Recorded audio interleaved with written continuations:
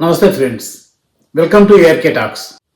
ప్రధానంగా నాకు ఈ గత కొన్ని రోజులుగా జరుగుతున్న పరిణామాలు చూస్తూ ఉంటే మనసును కొన్ని తులిచేస్తున్నాయి.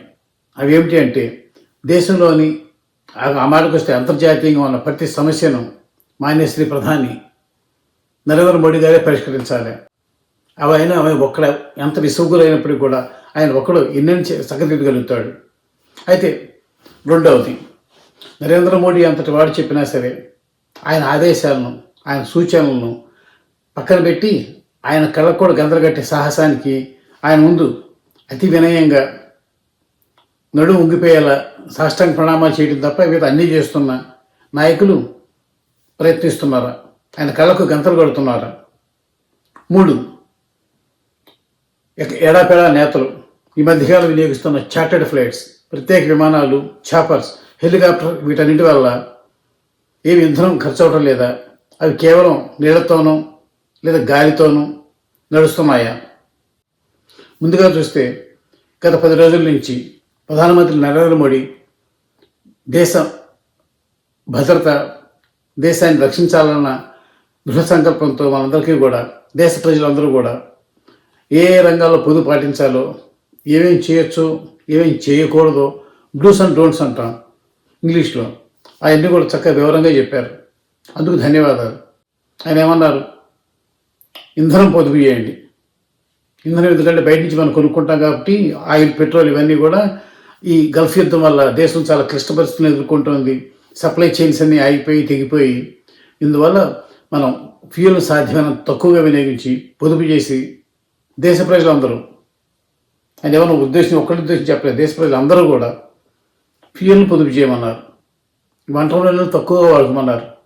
ఇక పంటలకు ఎంతో అవసరమైన, మనకు తిండి పెట్టే ఈ పంటలకు ఎంతో అవసరమైన ఫర్టిలైజర్స్, ఎరువులు, రసాయన మందులు వాడకాన్ని తగ్గించమని రైతులకు చెప్పారు. ఇంకా పెళ్ళిళ్ళు ఏవైనా సరే బంగారం మాత్రం కొనొద్దన్నారు. విదేశీ పర్యటనలు చేయొద్దని అనవసరంగా ఈ థీమ్ వెడ్డింగ్స్ అని, ప్రెజర్ ట్రిప్స్ అని, ఇవన్నీ కూడా ఏమి చేయొద్దని చెప్పిన మర్నాడే ఆయన చాలా దేశాల పర్యటనకు వెళ్ళారు. అది వేరే సంగతి. ఎందుకంటే ఇక్కడ నాకు ఒక చిన్న డౌట్ ఏంటంటే, ఈ పొదుపు పాటించాల్సిన అందరూ అయితే గల్ఫ్ యుద్ధం మొదలైంది ఫిబ్రవరి 28 నుంచి ఇప్పటికీ సుమారు 3 నెలలు గడిచిపోయింది దాదాపు. ఈ 3 నెలల పాటు గల్ఫ్ యుద్ధం జరుగుతుందని కానీ, గల్ఫ్ యుద్ధంలో భాగంగా ఇరాన్ తన ఆధీనంలో ఉన్న హోర్ముజ్ జలసంధిని మూసేసిందని కానీ, దాంతో అక్కడి నుంచి రావాల్సిన, వివిధ దేశాల నుంచి రావాల్సిన క్రూడ్ ఆయిల్, సహజ వాయువు, ఇలాంటి ఎరువులు, ముడి పదార్థాలు ఇవన్నీ కూడా రావటం లేదని, అన్నీ కేవలం మోడీ ఒక్కడికే తప్ప మిగతా ఎవరికీ తెలియదా ఇప్పటి వరకు? ఘనత వహించిన విజనరీ లీడర్స్, 40-50 ఏళ్ళుగా రాజకీయాలు కొట్టుమిట్టాడుతున్న వారు, ఎన్నెన్నో ప్రభుత్వాలను చూసి, ఎన్నెన్నో చక్రాలు తిప్పి, ఎన్నెన్నో రథాలు పూంచిన మహామహా నేతలందరికీ కూడా మోడీ చెప్పిన ఈ పొదుపు సూత్రాలు ఆయన ప్రవచించే వరకు కూడా వీళ్ళెవరికి దేశం ఎంత దుర్భర పరిస్థితుల్లో తెలియలేదా? ఆకు అల్లాడితే చీమ చిటుక్కుమంటే, ఇట్లా ఏదైనా సరే ప్రపంచంలో ఎక్కడ జరిగినా సరే మాకు తెలుస్తుంది, మా దగ్గర టెక్నాలజీ, భవిష్యత్ తరాలకి ఇప్పుడే చూడగలిగిన ఎంతో విజ్ఞాన సంపత్తి ఉందని చెప్పుకునే విజనరీ లీడర్లు అందరూ కూడా ఈ గల్ఫ్ యుద్ధం 2.5 నెలల పైగా జరుగుతున్న, దాదాపు 3 నెలలుగా జరుగుతున్న ఈ గల్ఫ్ యుద్ధం వల్ల తలెత్తుతున్న విపరిణామాలను గుర్తించలేని పరిస్థితిలో ఉన్నారా? అలాంటప్పుడు వారు ఈ ఇంత విజనరీ అనిపించుకోవడానికి కానీ, మనందరినీ పాలించడానికి కానీ ఏం అర్హత ఉందని అనుకోవాలి మనం. ఓ పక్కన ఎల్ఎన్జీ అంటే ఎల్పిజి సిలిండర్లు లేక అల్లాడుతున్నారు ప్రజలు. పెట్రోల్ బంకుల దగ్గర కొన్ని వారాల పాటు బారులు తీరారు ప్రజలు. జనరేటర్ లేక, వాహనాలు నడవక, ఇవన్నీ తెలిసి కూడా తెలియనట్టుగా ఏదో అప్పటికప్పుడే యుద్ధం ఏదో వచ్చి ఒక్కసారిగా ప్రపంచం అంతా అల్లకల్లలో అయిపోయినట్టుగా ఆ విషయాన్ని మోడీ తక్షణమే గుర్తించి చెప్పే వరకు తమకు ఆ విషయమే తెలియనట్టుగా నటించటం, ఆయన చెప్పగానే ఇక పూనకాలు వచ్చినట్టుగా, శివాలు ఎత్తినట్లుగా పొదుపు మంత్రాలు పఠించటం, కాన్వాయ్ను 20-30 వాహనాల నుంచి 3-4 వాహనాలు తగ్గించామని, తుమ్ముగొట్టుకుపోయిన డొక్కు సైకిల్ను కూడా బయటకు తీసి లేదా కొత్త సైకిల్ కొని అర్జెంటుగా 2-3 కిలోమీటర్లు తొక్కి ఫోటోషూట్లు చేయించుకుని చక్క పేపర్లలో, మీడియాలో, డిజిటల్ మీడియాలో, ట్వీట్స్లో ఇట్లా వీటన్నిటిలో పోస్ట్ చేసుకోవటం, ఎలాగోలా ఇవన్నీ కూడా ప్రభువులు మోడీ దృష్టి వీడియోలు చేసుకోవటం, ఈ శ్రద్ధ గల్ఫ్ యుద్ధం మొదలైనప్పుడే కనుక మీరు చూపించుంటే ఇంతైనా సరే వీటి పరిస్థితి వచ్చి ఉండేది కాదు. అయితే కేవలం కాన్వాయ్లు వెహికల్స్తో కొద్ది రోజులు తగ్గించడానికి మాత్రాన ఎప్పుడు వారానికి ఒక్కరోజు వెహికల్స్ వాడకుండా నడిచో, సైకిల్ మీద వెళ్ళో, లేకపోతే కార్ పూలింగ్ చేసుకుని వెళ్ళడం ద్వారా ఇంధనం ఆదా అయిపోతుందా? సరిపోతుందా ఇది? ఇదే విషయం సందర్భంలో నాకు వచ్చిన ఇంకొక డౌట్ మీకు చెప్తాను. మన నేతలందరూ కూడా విచ్చలవిడిగా దాని ఒక స్టేటస్ సింబల్గా, ఒక జన్మ హక్కుగా ఈ ప్రైవేట్ చార్టర్డ్ ఫ్లైట్స్, ప్రత్యేక విమానాలు, హెలికాప్టర్లు ఈ వాడకం ఇప్పుడు వీటిలో వాడేది ఫ్యూయల్ కాదా? వాటి విధానం పైన, వాటి వాడకం పైన నియంత్రణ అవసరం లేదా? అవేమి జెట్ ఫ్యూయల్తో కాకుండా గాలితో నీటితో నడుస్తున్నాయా? ప్రధాని మోడీ 10-11 తేదీల్లో ఇంధన పొదుపు గురించి ఉద్బోధించిన వేళ, దేశానికి ప్రబోధించిన వేళ అందరూ బుద్ధిగా తలనొప్పి బయటకు వచ్చిన నాయకులందరూ ఆ తర్వాతనే ఇమ్మీడియట్గా కొన్ని గంటల్లోనే పులోమంటూ అస్సాం ముఖ్యమంత్రి హిమంత్ బిశ్వ శర్మ ప్రమాణ స్వీకారానికి చార్టర్డ్ ఫ్లైట్స్లో వెళ్ళారు. దేశంలోని పలు రాష్ట్రాల్లో ఎన్డీఏ ప్రభుత్వం అధికారంలో ఉన్న సంగతి మనకు తెలుసు. ఆయా రాష్ట్రాలకు చెందిన సుమారు 20 మంది ముఖ్యమంత్రులు ఎక్కడెక్కడి నుంచో చార్టర్డ్ ఫ్లైట్ చేసుకుని గౌహతి వెళ్ళి ఈ అస్సాం సీఎం ప్రమాణ స్వీకార కార్యక్రమంలో పాల్గొన్నారు. వీరితో పాటు సుమారు 13 నుంచి 15 మంది కేంద్ర మంత్రులు, వాళ్ళు ఒకరిద్దరు తప్ప అందరూ చార్టర్డ్ ఫ్లైట్సే. మనందరికీ తెలుసు, చార్టర్డ్ ఫ్లైట్ అంటే ఒక ప్రత్యేక విమానం, చక్కగా లగ్జూరియస్గా. మన సినిమాలో మాఫియా డాన్సు, పెద్ద పెద్ద ప్రముఖులు, షేకులు వెళ్తూ ఉంటారు.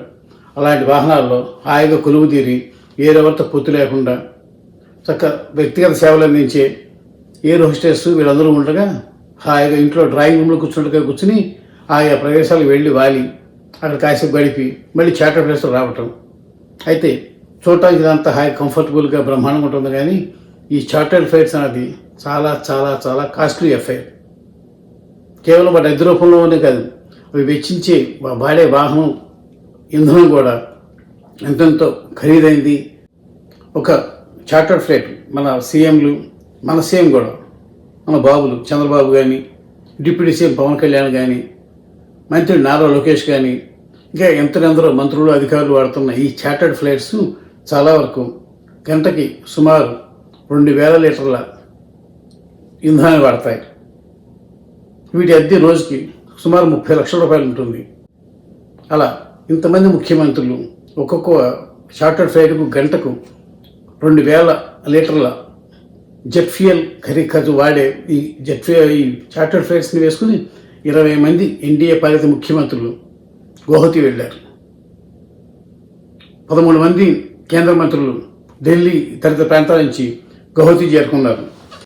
సాధారణంగా అయితే రెగ్యులర్ ఫ్లైట్స్ ఉన్నాయి గౌహతికి, అదేమి ఎక్కడో లేదు. గౌహతికి దేశంలోని చాలా ప్రాంతాల నుంచి నేరుగా ఫ్లైట్స్ ఉన్నాయి. ఒకరు నేరుగా లేకపోయినా ఒక చిన్న లేఓవర్తో ఒక చోట ఆగి మళ్ళీ చోట వెళ్ళొచ్చు. లేదా మనకు చెప్తున్నారు కార్ పూలింగ్ అని, అందరూ 2-4 కలిపి ఒక కారులో వెళ్ళండి అని. ఆ విధంగా కొంతమంది మంత్రులు పక్క రాష్ట్రాల వాళ్ళు కలిసి ఫ్లైట్ పూలింగ్ చేసుకోవచ్చు. అది కూడా కాదు, రెగ్యులర్ విమానాలు హాయిగా వెళ్ళొచ్చు. ఏమి చేయకుండా ఒక్కొక్కరు ఒక్కొక్క ఫ్లైట్ వేసుకుని అలాగే వాలటం, కొన్ని గంటలు అక్కడ గడపటం, మళ్ళీ ఫ్లైట్ వేసుకుని రావటం. ఎవరి డబ్బు ఇదంతా? దాంట్లో పడేది ఫ్యూయల్ కదా. కేవలం కార్లు, స్కూటర్లు ఇట్లాంటి వాహనాలు మాత్రమే ఫ్యూయల్ వాడతాయా? అవి వాడితేనే ఫ్యూయల్ ఖర్చు అవుతుందే.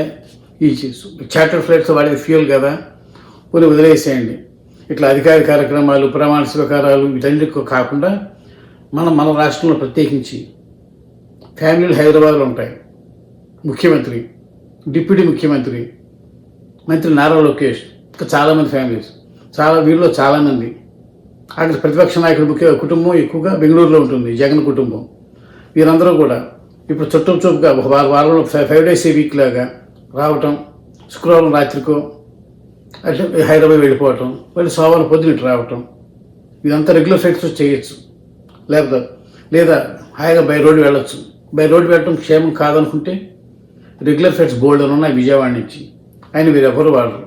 ప్రతి వారం ఎవరికెవరో ఫ్లైట్ వేసుకోవటం, గన్నవరం నుంచి బయలుదేరి హైదరాబాద్లో దిగటం, మళ్ళీ 2 రోజులు అక్కడ ఉండి వ్యవహారాలను సరి చేసుకుని మళ్ళీ సోమవారం పొద్దు ఇక్కడ రావటం.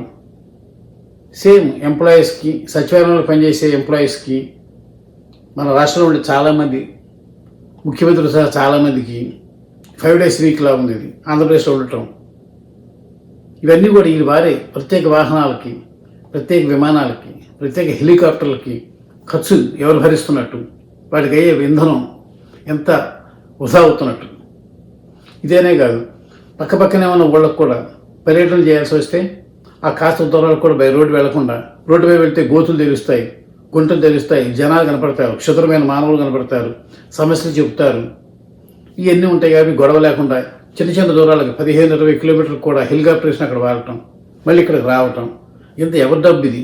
వారి కోసం ప్రత్యేక హెలిపాడ్ల ఏర్పాటు, ఇవన్నీ కూడా ప్రజాధనం వృధా చేయటం కాదా?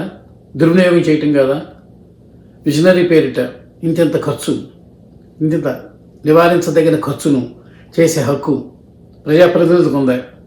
పబ్లిక్ సర్వెంట్స్ అని చెప్పుకుంటూ, ప్రజాసేవే మా ధ్యేయం అని చెప్పుకుంటూ గద్దెగ్గిన వాళ్ళకి ఇంత ప్రజాధనాన్ని వృధా చేయాల్సిన అవసరం ఏమిటి? ఆటోమేటిక్గా ఖర్చులు పెరిగితే ఎలా తగ్గించుకోవాలో, ఎలా మినిమైజ్ చేసుకోవాలో, ఎప్పుడెప్పుడు వాహనాలు తగ్గించి పబ్లిక్ ట్రాన్స్పోర్ట్లో వెళ్ళాలో చాలామందికి తెలుసు. అలా తెలియబట్టే భారతదేశం మాత్రం నడుస్తోంది. కానీ తెలియందల్లా కేవలం ప్రజాధనంతో విలాసాలు చేస్తూ అద్భుతంగా జీవితాన్ని ఒక నయా జమీందారులాగా, ఒక నైజాం బాలసులాగా అనుభవిస్తున్నారు సరే. ఈ ప్రజాప్రతినిధులకు తెలియాలి. వృధా అవుతుంది వారి వల్ల, వారు వాడే ప్రత్యేక చార్టర్డ్ ఫ్లైట్లు, ఈ షోలు, ఈ పటాటోపం వల్ల. అంతేనా? మంత్రులైన కదా వీళ్ళందరూ చూసి అధికారులు, వాళ్ళ సిబ్బంది, వాళ్ళ పర్సనల్ సెక్రటరీలు, వీళ్ళు క్యారేజ్ చేయటం ఒక వెహికల్ రావాలి ఇంటి దగ్గర నుంచి. ఆఫీసర్ గారు ఏమన్నా కనుక సెక్రటరీలో కూర్చుంటే వీళ్ళు క్యారేజ్ కోసం ప్రత్యేకంగా ఒక వెహికల్ అక్కడి నుంచి ఇక్కడికి వచ్చి విజయవాడలోనే ఎక్కడ ఉంటాడు, గుంటూరులోనో క్యారేజ్ చేసి ఆయనకి ఇవ్వాలి. వాళ్ళ పిల్లలకు తలా ఒక కారు, వాళ్ళ భార్యలకు ఒక కారు, వాళ్ళ కుక్కని తిప్పటకు ఒక కారు. ఆ సిబ్బంది ఇంతమంది ఎంత వేస్ట్ కాదా? అసలు ప్రధాన లోపం ఏంటంటే మన దగ్గర నుంచి మొదలవ్వాలి. పొదుపు అన్నది ఏదైనా సరే ఆచరించి చూపించాలి, అంతే తప్ప ఇలా చేయటం అనేది చాలా చాలా పొరపాటు. ముందు మీరు చేయండి, రెగ్యులర్ ఫ్లైట్స్ని వాడండి, రెగ్యులర్ విమానాలు వెళ్ళండి. సాధ్యం కాకపోతే మాకు చెప్తున్నట్టు కారు పూలింగ్లో లాగా మీరు ఫ్లైట్ పూలింగ్ చేసుకోండి, ప్రయాణం తగ్గించుకోండి. విదేశీ పర్యటన వల్లే కాదు, స్వదేశంలో తిరిగే పర్యటన వల్ల కూడా ఫ్యూల్ ఎంతో ఖర్చు అవుతుంది. దాన్ని తగ్గించవచ్చు, మినిమైజేషన్ ప్రయత్నించండి. వాహనాల అనవసర వినియోగాన్ని తప్పించండి. కేవలం అధికారిక కార్యక్రమాలు మాత్రమే అధికారులు కానీ, మంత్రులు కానీ, ఎవరైనా సరే వాహనాలు వినియోగించేలా చేయండి. వాటి లాగ్ బుక్స్, ఎక్కడి నుంచి ఎక్కడికి వెళ్తున్నాయి, ఏ పని మీద వెళ్తున్నాయి, ఎవరిని తీసి వెళ్తున్నాయి, వీటన్నింటినీ పక్కాగా మెయింటైన్ చేయండి. అలా కాకుండా ఇష్టారాజ్యంగా ఒక వెహికల్ కొనాల్సిన చోట 2 వెహికల్స్, 2 వెళ్లాల్సిన చోట 10 వెహికల్స్, ఈ షోలు ఇవన్నీ మానేసి ఎక్కడన్నా కనుక ఈ వెహికల్స్ దుర్వినియోగం చేస్తున్నట్టు అది సెలవు దినాలు అధికార వాహనాలు వాడటం కానీ, వ్యక్తిగత పనులకు, అమ్మగారి షాపింగ్లకో, మేడం గారి బ్యూటీ పార్లర్ సిట్టింగ్స్కో, వీటన్నిటికో ఇట్లాంటి కార్లు వాడటం, అమ్మాయిని డ్రాప్ చేయటాకో ఇవన్నీ మానేసి ఆ వెహికల్స్ కనుక దుర్వినియోగం చేస్తే ఎవరైనా సరే, వారు ఎంత స్థాయి అయినా సరే, అందుకని డబ్బంతా కూడా వాళ్ళ పాకెట్లో నుంచి తప్పించాలి. అప్పుడు ఈ వాహనాల దుర్వినియోగానికి ప్రధానంగా ప్రధానమంత్రి పదే చెప్తున్నారు కదా, ఇంధన భద్రతకు భరోసా కలుగుతుంది. ఇంతే తప్ప పై మలాములాగా ఏదో క్రీములు రాసుకున్నట్టు, లోషన్ రాసుకున్నట్టుగా ఈ పై చర్యలు, ఒక పూట సైకిల్ తొక్కటం, 10-20-30 ఫోటోలు వేయించుకోవటం, ఆహోహని భుజగిత్తులు తగిలించుకోవటం, మోడీ గారికి చూపించుకోవటం, అని గుడ్డూసి పడాలనుకోవటం, ఇవన్నీ కూడా హంబక్. జనం అంతా చూస్తున్నారు, గమనిస్తున్నారు మనం చేసే విన్యాసాలు. ఒకప్పుడు అయితే ప్రధాన మీడియా ఒకటే ఉండేది, వాడు చెప్తే తెలిసేది, దాచేస్తే దాగిపోయేది. ఇప్పుడు అలా కాదు. మన ప్రతి చర్య భూతద్దంలో పెట్టి ససాక్ష్యంగా రికార్డెడ్గా విత్ ఎవిడెన్సెస్తో ప్రజలు చూస్తున్నారు, ప్రజలకు చూపిస్తున్నారు రకరకాల మీడియాలన్నీ వచ్చి. అందువల్ల కేవలం పైపు జనాలు చెప్పడమే కానీ ముందు మీరు చేయండి. అనవసర విధానం మీరుతో అరికట్టండి. ముందు ఆ పొదుపేద మీ దగ్గర నుంచి ప్రారంభించండి. ఆ తర్వాత ప్రజలందరూ కూడా మిమ్మల్ని ఫాలో అవుతారు.